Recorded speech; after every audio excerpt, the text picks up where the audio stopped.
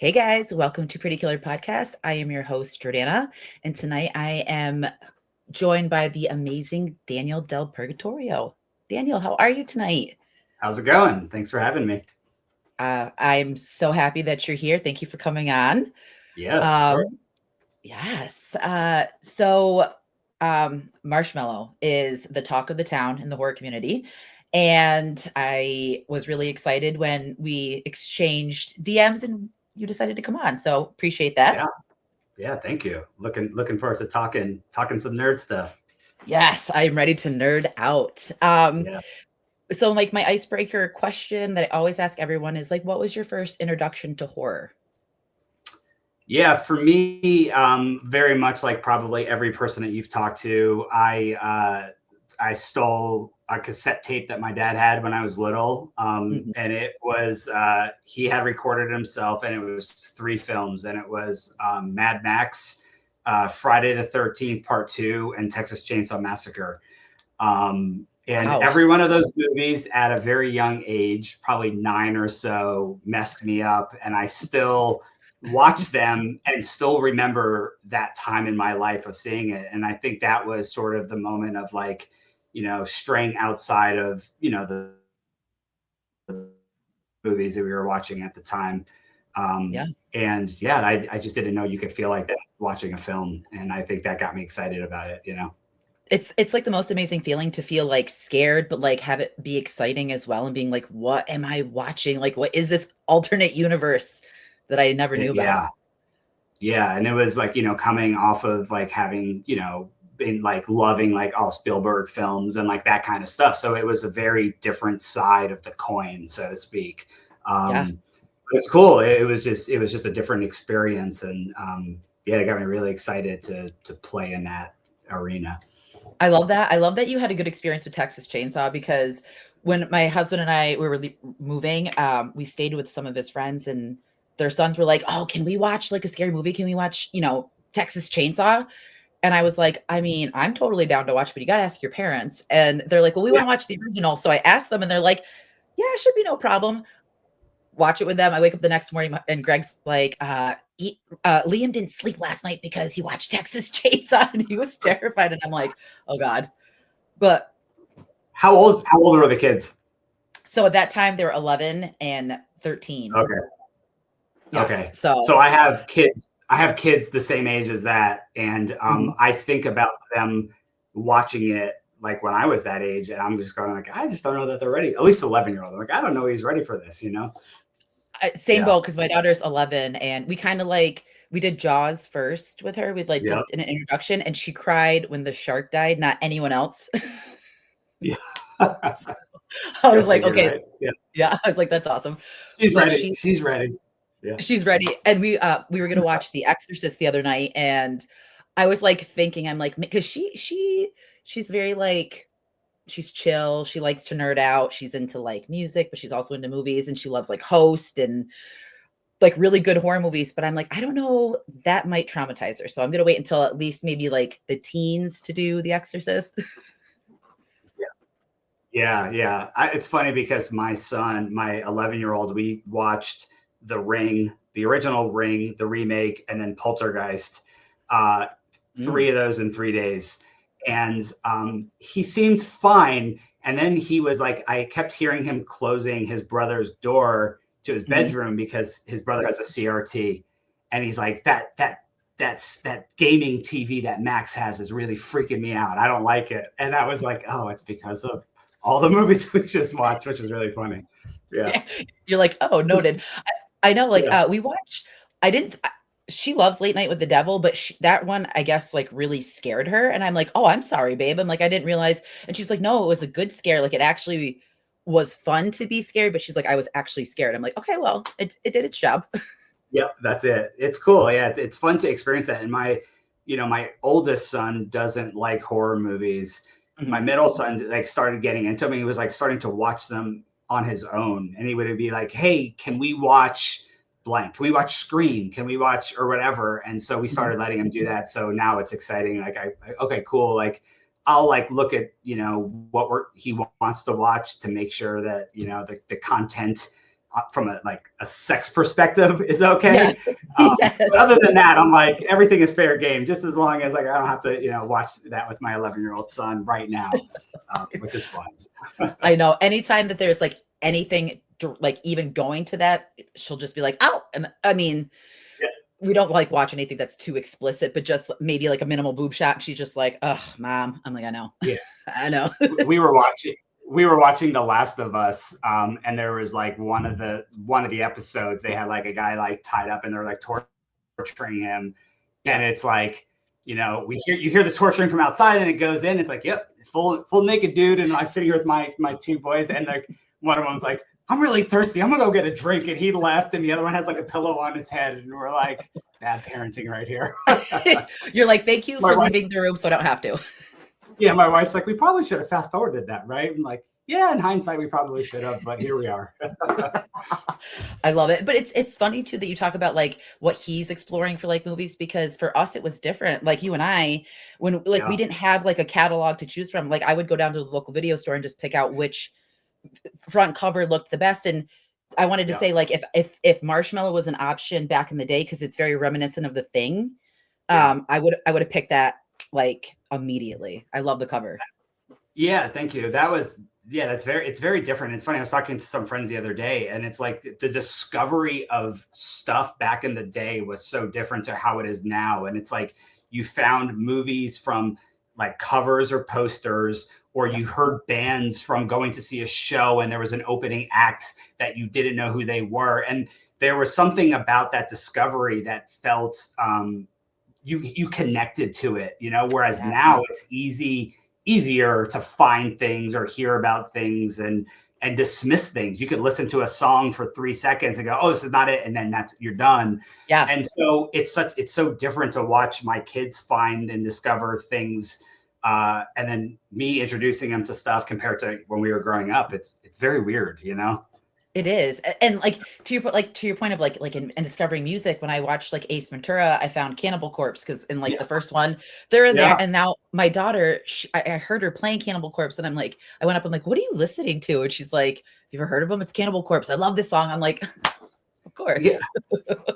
The amount of times I've went into my kids' rooms and they're playing something that I never would expect that I would have listened to. And I'm like, "What is this?" They're like, "Oh, this is from TikTok," or something like that. They would it would be like some like crazy punk band or like metal band that they would hear on some video. And and I'm like, "Oh, okay." It's cool to some extent, right? Like it's stuff is getting out there, and that's exciting, but it's just a different experience, I think. A totally different experience, but it's cool to see how like they connect now, like how we would back in the day. So that's it's kind of cool to see the progression of that, but also like sad, because I miss going to the video store on a Friday night. Oh, the best. It was the best. Yeah. I know. Finding that stuff and not knowing what you're getting was always, again, you connect to it differently, and it holds a place.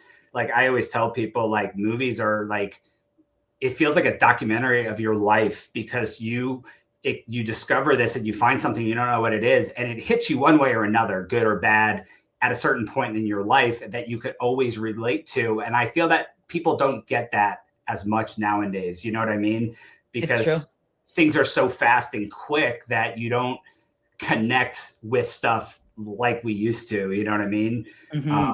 So yeah, it's weird. Very and weird. I miss it. But watching Marshmallow, like, and we'll get into it, but Marshmallow is like, I was expecting like one thing, and then there's so many layers to it, and it's very like emotional. Like and we'll get into like the emotional parts of that, but like and it's nice to feel, like you were saying, connected to something, because it brought to life something inside of me. I'm just like, this is the feeling that I have been wanting to revisit for quite some time, Yeah, that's amazing. Thank you. That means a lot. It's it's what it's like putting your baby in the world, right? And it's to hear one person connect with it for one reason or another is always that's like the victory right there. You know what I mean? Which is so cool. It's the payoff. It's like exactly what you're looking for, and you did a great job with your baby. But bringing you to now to back in the day, like what sparked your interest to be a director in the first place? And you do visual effects as well. Yeah. I always I I grew up loving music and loving art. So when I was like a kid, I remember like my uncle like putting on Kiss, and like he like loved comics, so he like introduced me to like a bunch of comics back in the day, and I always was like really into that. So early on, I knew I wanted to do illustration.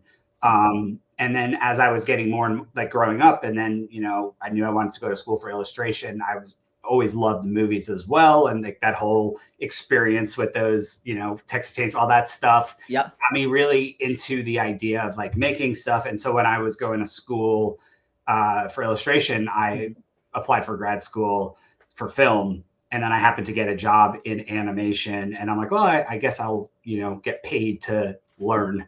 Yeah. And I sort of jumped into it. And it was honestly, at the end of the day, I think it's really like what's exciting about it is like, I love people. I love working with my friends. I love meeting like you. Being here right now it's like awesome that like, we're in the same world and like the same stuff. So that was always exciting to me. And I was like, oh man, this is cool. We could do this kind of thing together for other people that like it. And that was what got me really into it, I think. I love that. I love that it came from a place of genuine, like those were your interests, and then you went forward with it. Because a lot of people, they're like, "This is what I'm supposed to do for a job, and I got to go do this and do this." And I think some people backburner their true desire, and that's awesome that you got to do that. It's interesting too, because like back when I was younger, it was cool that like there was two types of parents, right? There were the parents that are like, you can't do art because like, how are you going to make money? And then the other parents that like pushed you. So my parents were really great, and they were like, yeah, this is what you want to do. And they really like pushed me to do it. Like, don't miss the opportunity. If it doesn't work out, you figure something else out, which was awesome. Where I had a lot of friends whose parents were like, don't do this. And they ended up going in a different direction, good or bad, but right. So it was cool to have that. And like now with my kids, like it's always like, find the things that you like and work for it. And if it doesn't work out, it's easy to get a different job or to move or to change directions and paths, but you will always look back and regret not doing it. You know what I mean? 1,000%. Yeah. Like I was a victim of, you have to, well, I was pretty much like raised by my grandparents, but my grandmother was like, when you're done high school, you have to go to college. And I was like, I don't really truly know what I want to do. And she's like, go for liberal arts and just do it. And I ended up, dropping out because I didn't really find my passion. And I didn't find my passion until, not too long ago doing this. Like who would have known that this could have turned into like a job, like a profession, Yeah, absolutely. And that's the cool thing is like, honestly, at the end of the day, and I tell my kids this all the time, like find something that you like doing, but more importantly with people you like doing it with, because jobs are terrible if you're not surrounded by other great people. You know what I mean? And it honestly is not worth it. So. It's not, you spend a lot of time at your job. You know what I mean? Like if you think like a 40-hour work week, you spend it more with your coworkers than your family. Yep. And we are advocates the same way for our daughter. We're like, if you find your passion, she's very much artistic. She's musically inclined. And we're like, listen, you're killing it in school, but like follow your dreams, like do what makes you happy, because in the end, that's going to be your main thing. Yeah. I remember my mom said to me, and it really stuck with me when I was younger, and I was in high school, and she was like, hey, like, I know things suck right now in terms of like doing work and school stuff and homework and all of that bullshit. Yeah. But she was like, bust your butt doing this now, because it'll give you the opportunity later in life to do the things that you want to do. And that's when it's going to be worth it for you. And I was like, oh, that's really interesting. And so like, I remember thinking like, yeah, this sucks, but like, it's leading me to be able to do some of the things that I want to do. And that was a really great lesson that I don't think she fully realized what she did. And I always bring it up to her, and she's like, oh, it's crazy that you could say something that like sticks with somebody a certain way, and that did it. And I tell my kids that too. And I don't know that it has the same effect right now, but maybe it will. I'm sure it does, because I'm sure it doesn't fall on deaf ears. But like she's in 6th grade. I hate school. I'm like, you literally have 6 more. Like you have quite some time. Yep. Suck it up, get it done, and then once you're done with that, like just think of bigger and better things. You know what's funny too is like 6th grade, like I have a son that's in 6th grade, and my oldest just graduated middle school. Middle school is actually the worst. It's like a transitional 3 years where you're at this weird point in your life where you're trying to find yourself, you're trying to find your friends in a portion of school that really is kind of just getting you ready for middle school. It's Mhm. a hard time for a lot of kids, you know? It is, and thankfully, like, she's a very sociable person, so, like, I don't, like, worry about that, but it's just, like, it's so night and day from when we were growing up Yeah. to what they have to go through now in every aspect of the Yeah. school life. Do you know what I mean? Yeah. It's a lot Yeah. harder, I feel like, now to kind of, um, exist, It I guess. is. It is. Uh, It really is. Yeah. It's you know, but I crazy. just I tell her just, like, keep your positive attitude, keep helping people, keep being nice. Like, being nice is the key thing is as long as you're not a dick, Yeah. it's a And good thing. it's funny to have, not funny, it's sad that we have to have these conversations, but I, like with my kids, I'm like, especially now more so than like when I was younger, I go, everything is accessible and gets around very easily. And I go, you have to be a good person no matter what. Even if Mhm. you don't like something, like suck it up because this stuff will exist forever. You know what I mean? If you do Yes. something, if you make a bad decision and do something bad or affect somebody in a bad way, it can truly unravel somebody else's world and it will unravel your world later. And I go, that's why it's important that, we make the right decisions and we're good people and we help everybody. Even if you Mhm. don't think it's doing anything, you don't know that it does. And luckily, I think kids grow up knowing their parents and how they feel. And my kids are great. And Yeah. it's crazy that you have to have those conversations now. You know what I mean? Because it's such a different world out there, which is Yeah. weird. It's And weird. you don't wanna, like, helicopter, and you don't wanna, like, guard them. Like, Yeah. they all have to have their own experiences, even though, like, we want to literally be hovering the whole time and having, Yep. like, no bad things happen to them. But, like, I told her, I said, "You're gonna have to learn these experiences on your own. I am your reference book. I'm an open Yep. book. Come to me anytime you want." And Yeah. I feel like it translates, and, like, sometimes it's just she'll just go up to someone and, like, we're fishing, and she's like, "Can I just tell them good luck?" I'm like, Absolutely." Like, I Yeah. don't see why anyone would get mad at that, but, like, again, it is newer days, so it might affect someone, but you're doing the right thing by just saying, "Hey, good luck." Yeah. Yeah. It's funny that so much of what we know now in life and where we are is based on all the good and bad stuff, right? And I always tell them, like, even now, like as an adult, like you fuck up. You do things, you do, and you learn from your mistakes. And Yeah, like, and you look at other people and you learn what you should and shouldn't do based on what other people are saying or doing or believing or how they're affecting other people. And that's how we grow and become, better internally. You know what I yeah, mean? absolutely. And it's important, but more dangerous now than it was back in the day, just based on all these little devices we have. I know, and it's a great thing, but because again, I love how technology has like I said before, us being able to connect and a community that I never knew existed that I wish I had when I was a kid. Because Yep. I was such a like a nerd loner, like anything that was cool or popular, I liked the opposite of it. I loved horror movies at a weird age, and all my girlfriend's like, "What's wrong with you?" And I'm like, "I don't know. Is there Yeah. something wrong with me to like something different?" I mean, Yeah. and it's just nice that we have it, but also too, technology it's just crazy. It's crazy Yeah. how It's everything coexists. yeah, split in the middle. It is. There's so much good and so much bad with it, and it's just being responsible and how you use it. And as long as we're positive and are out there supporting one another and pushing each other up and trying to help, Yep, everybody, like that's really all you can do from a personal perspective, and just hope that that spreads to somebody else. And exactly. And that's yeah, why I love having these conversations because I just feel like it's friends talking and, sometimes people just need that little escape to just be lost in their thoughts or just be in someone else's thoughts and take yeah, their mind off of whatever they're going through. So 100%. Yeah, it's nice. absolutely.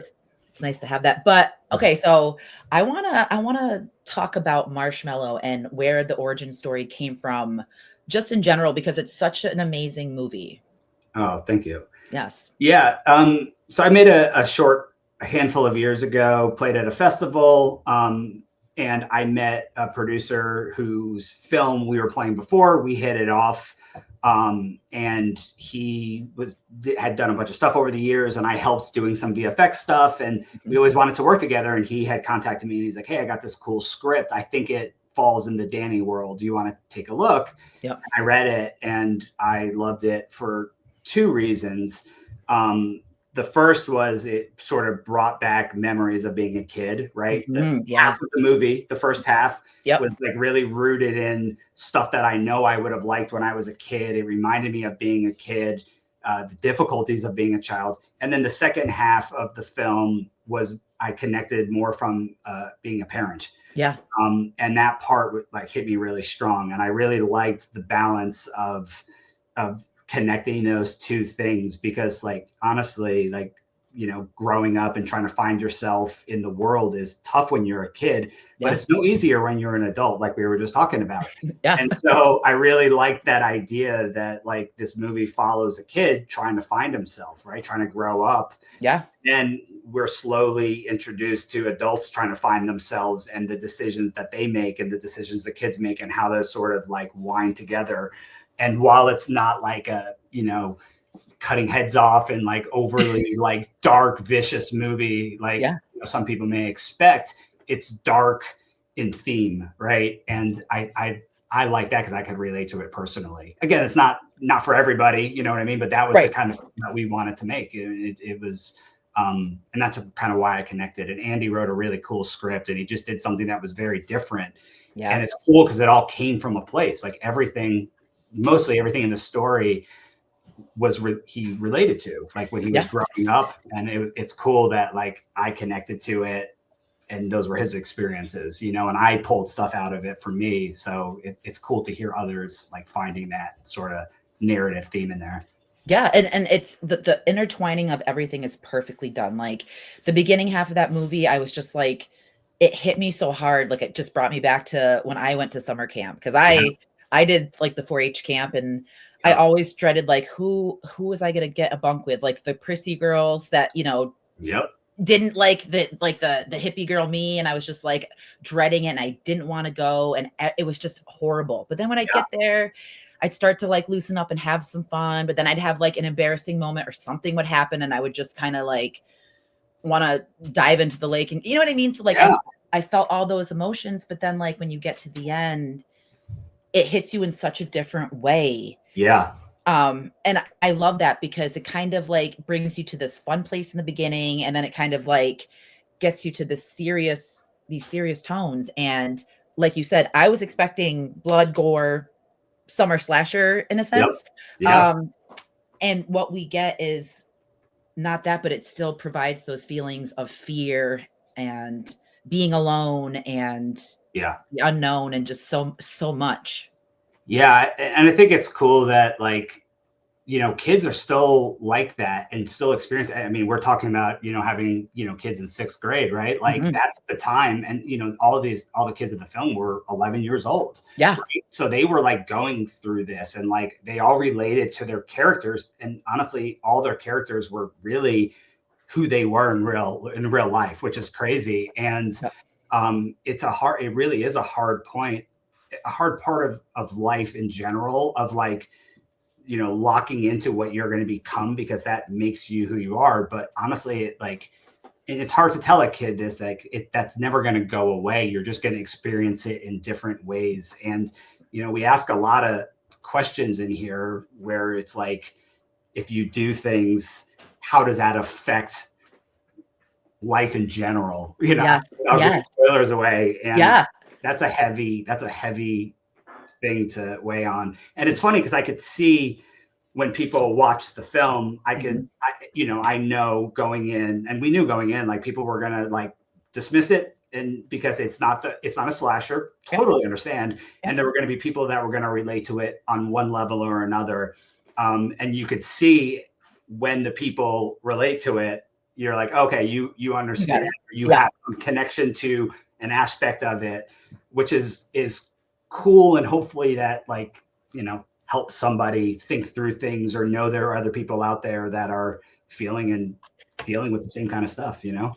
Yeah, absolutely. It kind of felt like a reassurance of like, you weren't the only one. Like, you felt like you were singled out. Everyone, like, other Yeah. people went through it, Yeah. and, you know, like, we're all kind of united together because, like, Yeah. we went through that awkward, like, your formative years are just, like, the weirdest time because you're just experiencing so much, and, like, Yeah. you know, between Morgan and Pillar, when they, like, their little relationship just made me so happy. Like, it literally, like, made every time that they talk or they'd exchange something and then he'd just stand Yeah. there afterwards, it just made me so happy to see it, but it brought me back to those times of feeling like this is what it's supposed to feel like. You know what I mean? Like, Oh yeah, yeah. Having you have, as a kid, you have big emotions. You mhm, know what I yeah, mean? And like, honestly, there's nothing better when you're alone as a child and you find somebody that you connect with, same mhm, sex or not, you find somebody that you connect with, you feel like your world is different and you feel like you could take on the world. And like, mhm, that's what's exciting and like why we all love the Goonies and like a lot of Spielberg films, because you're yes, like looking at these kids and treating them like adults and letting them find themselves and then like banding together because they feel unstoppable, even though they are, but that's how they feel. And that's a very magical thing. it is. It's very empowering to watch because it's just like, oh wow, like, we navigated through these feelings and we got here. So, like, be proud of yourself. Like, pat yourself on the back, even though you felt like it might have been like the end of the world or something catastrophic or like the Yep. worst part of your life, but like, you got through it and you're stronger now and you're, you know, somewhat better. And that's what I loved about it because I'm not gonna lie, I went in knowing nothing about it. So I was expecting like a slasher, and I love a good slasher, so I was ready for Yeah. it. Yeah. But like, what I got was just so much more in depth, and it just it sat with me. I rented it two, is it three times already? I'm gonna buy it because I'm already like at 30 something dollars, but like, it's just so, and I watched it the first time by myself just so I could absorb it. Yeah. And there was one scene that kind of got, and I won't say it, but one scene that got me really emotional in the beginning. And obviously I think you know which one it is. Yeah. Yeah. And that just, I was like, oh, this is how this is good. Like, the title card came on and I'm like, oh, okay, Yeah. so it's gonna be like maybe a Kleenex movie because Yeah. I don't Yeah, know. it's fun. Like the cool thing about like independent movies in general is that like we have, all filmmakers that are making independent movies have more of an opportunity to take a swing. And Hmm. sometimes you swing and you miss, that's fine. Sometimes you swing and you hit a grounder, sometimes you hit a home run. Doesn't Yep. matter, but like what matters is you get the opportunity to try something different and mix stuff up and play in different arenas, right? And um yeah, that's the cool part about making movies. And honestly, and I keep saying this and it's silly, but I feel that the more that we're out here supporting each other and pushing these types of things, we're getting more studios like the A24s and the Neons and these companies that are coming out making badass movies. Yes. And then the bigger studios are looking, going like, oh shit, like Hmm.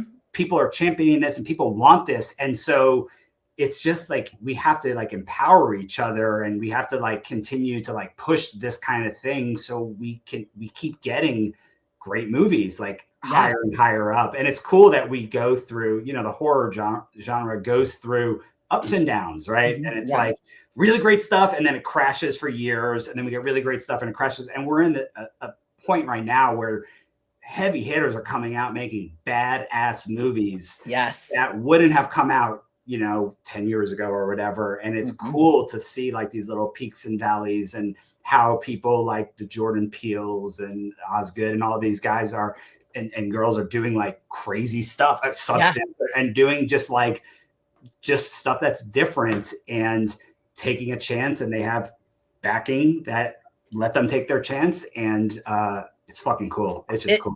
it is fucking amazing. Indie is thriving. Like, I have championed indie horror for the longest time.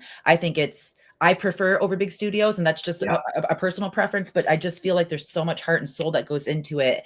Blood, sweat, and tears, literally and figuratively. Like, it's Yeah. just so much. And like you said, people are pouring their hearts and souls out. Like, Yeah. projects that they've sat on, they put it out, and it's just like so nice to see people accepting it and watching it. And, you know, of course, everyone's not going to like it and there'll be opinions, but that's the beauty of life. That's why we have That's it. horror podcast, so we can have these discussions. Like Halloween Ends. Did you enjoy it?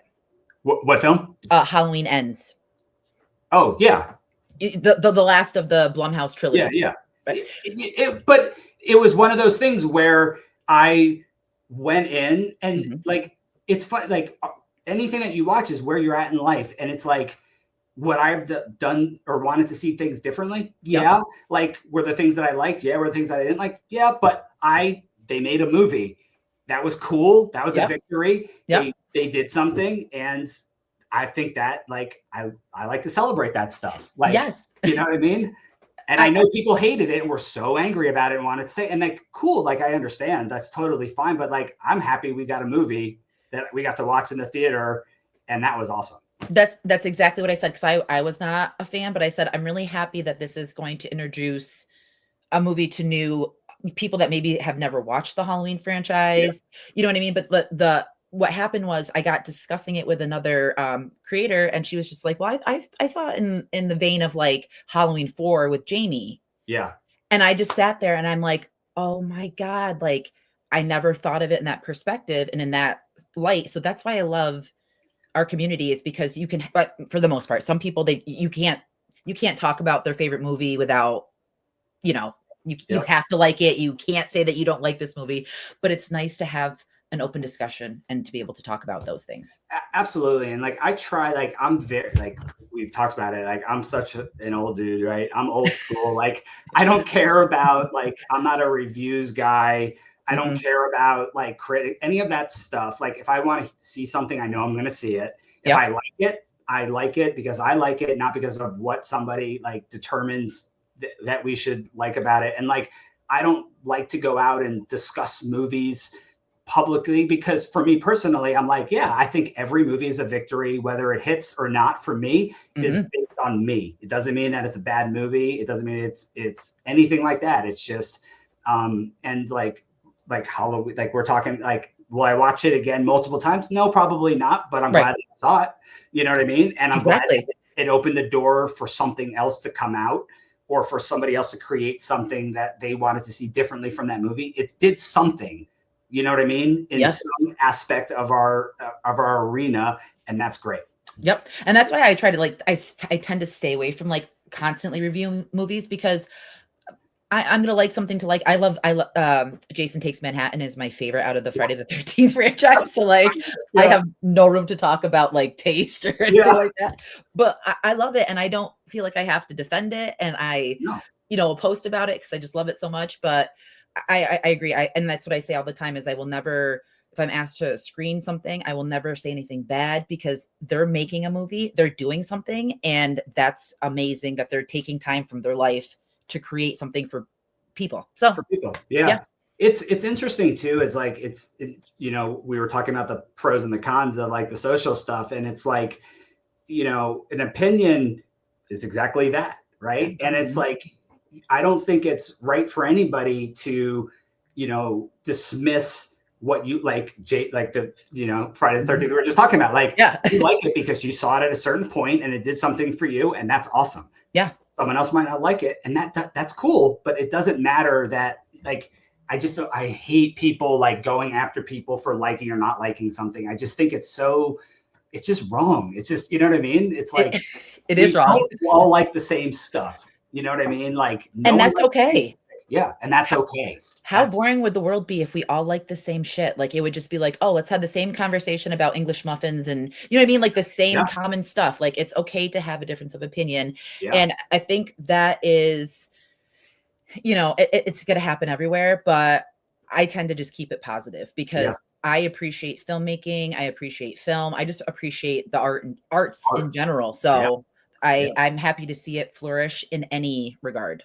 Yeah, and we need it. Like, the community, the world needs it in general. Like, I was talking to somebody the other day, and it's like, no matter what is going on in the world from back in the day to now, for the most part now, but back in the day, like, no matter what's happening in the world, film and art and music has always been there to let people escape to something else, to get rid of all the bullshit, right? And it's important that thrives and continues to go. So we always have that in our lives to run away for 2 hours or to go to a show, to shut everything off or whatever that is, to go to a museum and look at someone else's painting. Like it just gives us that release, you know what I mean? Yes. And it's really important. It really is.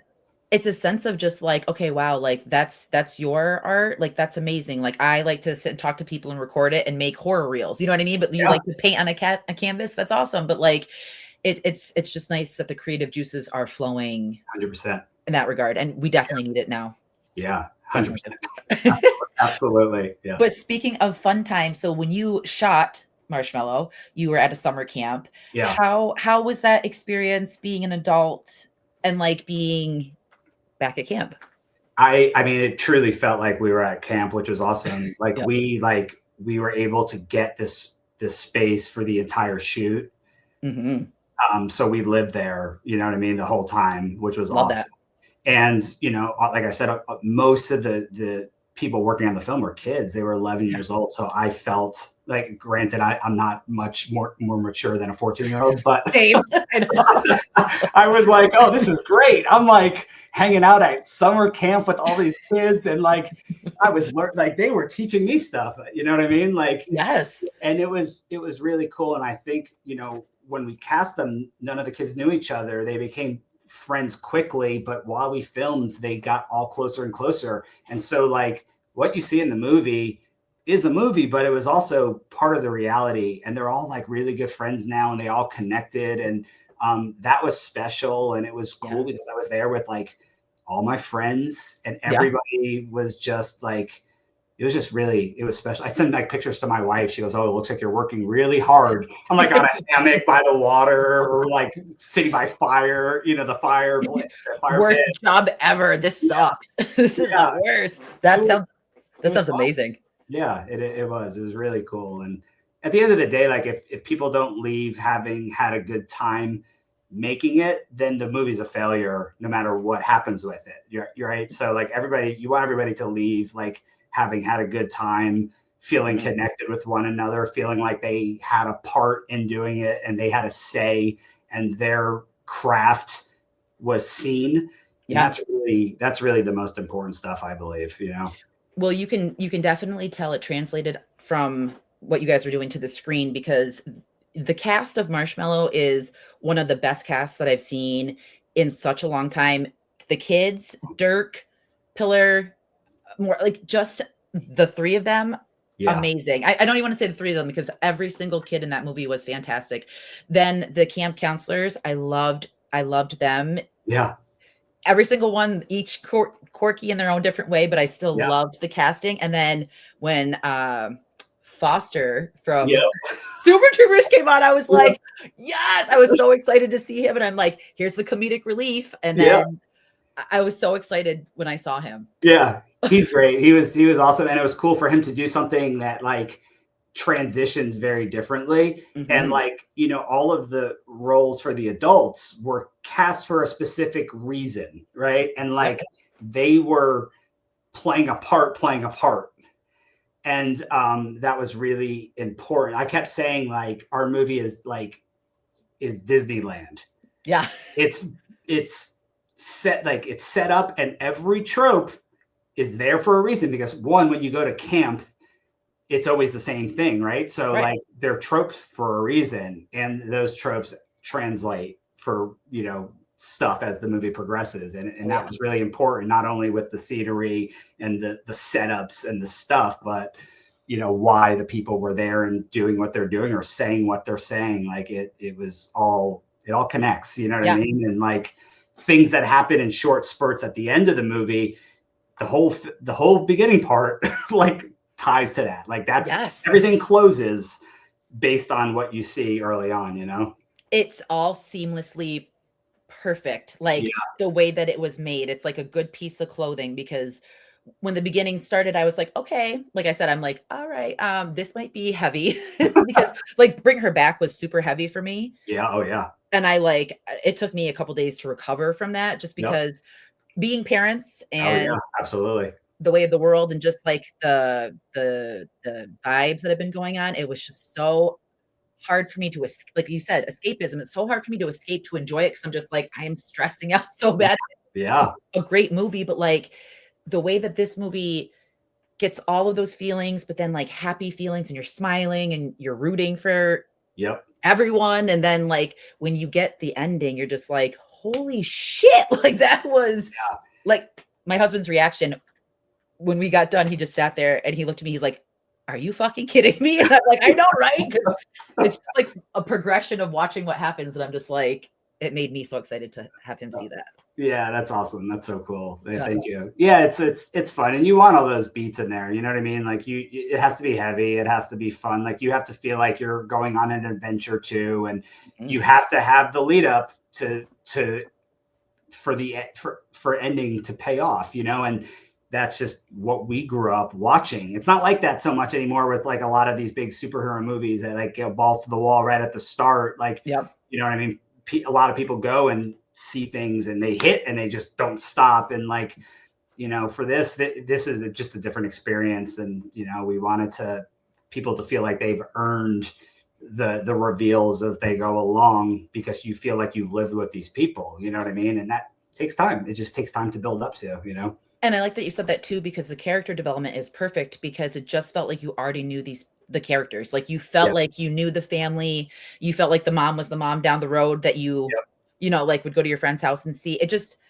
It was so well done. And another point that I wanted to say though about Foster was the shot of the doctor that you did by the trees. Oh my, I'm telling you, because I love a good shot. I love a good pan view. I love it was very reminiscent of just like any amazing slasher. And I think that's like one of my favorite scenes that I've seen in 2025, but beautifully done. I had to point that out. It's funny because like, you know, too, like you're seeing this from the kid's perspective, right? So everything is very like, it's shapes. It's all about shapes. And that was, you know, kind of the inspiration for why the doctor looks the way he does, like outside of it being trying to say this without spoiling anything, because of the doctor himself and like being the villain that he is, like his outfit needed to be a certain way for certain things. And we also worked from like, we knew we wanted it to be a shape, right? So like that was always like, I always thought that shot, and the shot was way cooler when we did it. You know what I mean? Like I'm always like, oh, I have this cool idea, and you know, my DP and second unit, they like set up the shots. I was like, fuck, you guys hit it. I was like, that's it. I'm like, just fucking roll. Yeah. Well, like you said, like the shape, like and I know that you're meaning like the actual shape, but it reminded me of Michael Myers, the shape where you would just see the outline. And 100%. When I watched Halloween when I was younger and I saw just the silhouette of him standing there, that stuck with me for the longest time, because I'm like, oh, so anyone could just be standing outside my house just staring into my windows. And it's so terrifying, but like I love a good shot like that. And this movie does not disappoint with amazing shots. So I just had to Philippe and Philippe was our DP, and he lots of really great stuff. And my buddy Connor, who I worked with prior on a lot of shorts, he came on and shot second unit, and the two of those guys just like really like locked in and gelled, and they like, Connor knew what I liked from working together. Philippe found stuff, and they just like, it all kind of played together based on the aesthetic. And there was a very like specific look, you know, for how Disney World was, right? And how the nightmare things were. Like there was just like very specific stuff that was done to help, you know, tell the story, right? And then like, you watch it again and you realize like, oh, that line of dialogue, I understand that now. And you're like, oh, that shot, I understand that. And you're like, that prop, I understand it. Like it's kind of stuff that you like maybe don't pick up on the first time, but maybe the second time. And I've had a friend, like my best friend who I've known since I was a little kid, watched it, and he saw it twice, and he was like, oh my God, like he's like, I liked it even more the second time, which I didn't think it was. He's like, because I got so much more out of it and everything hit harder. And it's funny because I was like, that reminds me like when I saw Requiem for a Dream the first time. Like I watched that movie, it hurt my head so bad watching that film because it was so intense. Yeah. And I was like, I don't like that's not going to have the same effect the next time. But the next time my head hurt at the start because I knew it was coming, and everything was even more insane because you're knowing it's coming. So the tension was even harder, and it was a whole different kind of experience. It's weird. The anticipation. That's how I am with Eraserhead. Like the first time I watched Eraserhead, I got so high, and I'm like, I don't know why I did this to myself, but I was watching it, and I literally my mouth was open the whole time. I'm like, what? But Eraserhead's like one of my. I love Eraserhead. It's one of my all-time favorite. Yes, my all-time favorite movies. Yeah. But like when you watch it, like it does. Like afterwards, I was stressed. I'm like, that movie stressed me and then I asked Greg. I'm like, what is that? What did it even mean? And he's like, it means nothing. He's like, it's just there's not really too. I mean, there is things, but there's not too much. And I feel that like you just kind of anticipate. Yeah. I feel that like in Eraserhead is like a film where like that was like the first time that I watched a movie where I was like, oh, somebody like actually captured having a dream or a nightmare. Yeah. Like and like, I love David Lynch. He's obviously one of my favorites. But like that was like the first time where I was like, man, between like the music, the sound design, the visuals, like everything, I was like, it's so like he captured a dream. Like I feel like I've seen this movie when I first watched it, because it was like we've lived it, crazy. Yeah. And it's interesting how that kind of stuff connects. Definitely. And and speaking of like everything tying together, I loved with Marshmallow too, the music. The music was just like everything kind of just solidified its place and made it like this beautiful package, because with the music, with the characters, with your directing style, with everyone else's input, it's just so much fun to watch. And I'm going to rewatch it this weekend, because on the second watch, I picked up more things. And because too, when you watch a movie and you're super excited for it, do you feel like you're just like so homed in on it? You kind of like miss certain things. So I want to watch it again. Yeah. I tend to, I'm obsessive. So like, when I lock into something that I like, I watch it so much and I like get into it. Like we were talking about Jaws earlier, and like I love Jaws is in my top 5. Like I love it. The other day I put it on, I watched it, and my son came down and he like caught the tail end of it. So we started it over. I watched it again, came down to my office to work. I'm like, fuck it, I'm gonna put Jaws on. I think I watched it like 4 or 5 times in the course of like a day and a half.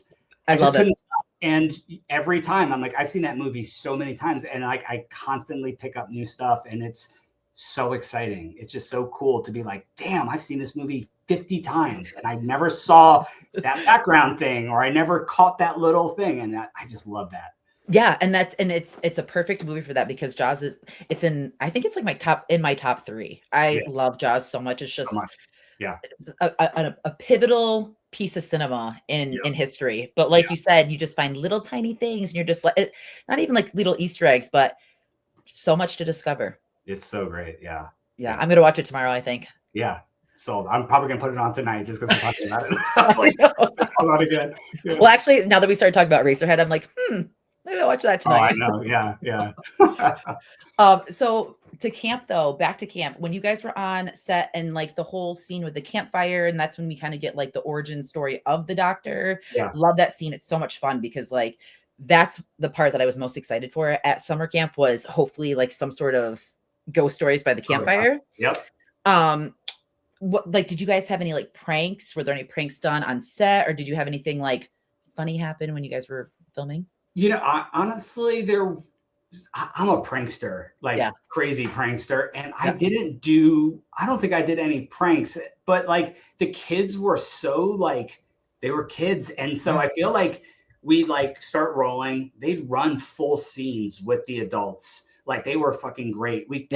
And they were like punching each other in the crotch and like eating like potato chips and like picking each other up and throwing, like, you're like, oh, there was just like that vibe. And I think that was so like, that was like kind of the vibe. And I think it didn't really like stray too far from that. And then we start rolling and they go back to it. But I really regret not having done something, right? Maybe the next time. Yeah. Next time. Usually, I mean, like everything that I've ever shot, we've always pranked somebody. I love it. It's See, Yeah. if I were a director, and I would be the exact same way. I'd be like, I'm gonna prank anyone and everyone, but I'm gonna not make it too obvious, but I'm definitely gonna do it. And speaking of the kids, their dialogue throughout that movie, I love that you guys like gave them the option to be like, oh well, fuck this and fuck that. And it's just because it's refreshing to see children in like I feel like the real form because Yeah. I listen to my kids sometimes. I'm like, where did you learn how to speak like that? Like, who is telling you these words? I go to my kids' schools and I'm walking around and I hear the kids talk. I'm like, it's crazy. And Yeah. like I somebody said something, they like forward me, they're like, oh, look at what this person wrote about the movie. And they're like, obviously kids don't talk this way. This was clearly written by adults. And I'm like, well, funny. Kids Yeah. do talk this way. And like we gave all the kids their lines of dialogue and it's like, hey, like, how would you say this? Would you say this? And he's like, I would say fuck that. And I would say it. And we're like, cool. And we adjusted it to make it feel natural. Like Morgan didn't curse a lot because he didn't do that in real life. But like the Dirk Doink character curses up a storm. You know what I mean? I And like, love Dirk. yeah. Oh man, the stories with him, like, which is funny. Like we were filming a scene and we set up their bunk, like their room. Yep. And next to his bed, he had all these pictures. We put pictures up of like pretty women in bikinis. Oh Because God. it's totally him. Yeah. And so he's like, oh, so where's my sock at? And I'm like, oh, dude. I'm like, no. But like, I would have died. I would have been done. I was like, I looked over and his dad was there. He was like shaking his head. He's like, Danny, I am so sorry. I'm like, dude, I have kids. I know. But like I walked in one time and all the kids were sitting in there. There was like 5 or 6 of the kids. Yeah. And I walked in perfect time because he's like, hey guys, do you know how Kim Kardashian got famous? Well, she made this video. I'm like, Max, no, like stop. I cut him off. I like pulled him aside. I'm like, dude, I go, you may understand that there's a lot. Some of these kids have no idea what you're talking about. I go, you cannot be the one that ruins these kids. So that was very, again, it lines up with how they were in the film. You know, it just like, yeah, I remember being that age and thinking that I was an adult. I was saying stuff I didn't even know what the fucking meant. You know what I mean? Same. You just hear it and you're like, oh, you fucking cocksucker. And then you're like, what did you say? And then and that's, but like, that was it. Some of the, and like the terms that they come up with too. I'm like, I don't even know what that means. Like, what, you got to explain that to me. She's like, nah. I'm like, oh my God, I can't even. That's it all the time. I think I'm a cool cat, but apparently some things I don't get the gist of. Yeah. Or I'll learn it and then I'll say it. And I'm like, Dad, nobody says that anymore. I'm like, oh, okay. Like, well, I do. Yeah, I do. Yeah. It's sticking with me until I'm done. So yeah. Oh, I love it. So funny. So we kind of talked about slashers, and just because we're like in the summer vibe, are there any like summer slasher movies that like you said you put on Jaws? Are there any summer slashers that you're just like, oh, I'm gonna put on this one or this one? What are some of your favorite summer slashers? I mean, I've probably fallen into a lot. Like, obviously, inspiration for this was, you know, like the Sleepaway Camp and the Burning and stuff like that. Like, I'm a fan of all that stuff for sure. Yeah. I think those are like, you know, I get to summer, I always hit it with Jaws for sure. I mean, it's actually perfect timing right now, being the day before 4th of July. It's like, yeah, it's like perfect timing. Tomorrow, God damn it. But yeah, you know, during the summer, I tend to fall into a lot of like the traditional slasher stuff, and it's weird. Like I'm not really like, I never break it by like time of year, and I always go like, I always see people post stuff. I'm like, damn it, next year I'm gonna do this. I'm gonna be doing only summer movies, and then I'm gonna do like, I just like, I want to watch this, and I like put it on, and I like go to my wall, like we have all of our movies like alphabetized, and I like go through and I think about something and I'll go and I pull it out. Yep. And so I'll always pull out the movies that I want to watch that are on my mind. And so like, I'll like at night, I'm like, okay, I want to put something on. And I'm like, oh yeah, these are the 12 movies that I like had on my mind, and I'll just pull it out and throw it in. Yeah. I love that. I wish I had like a collection like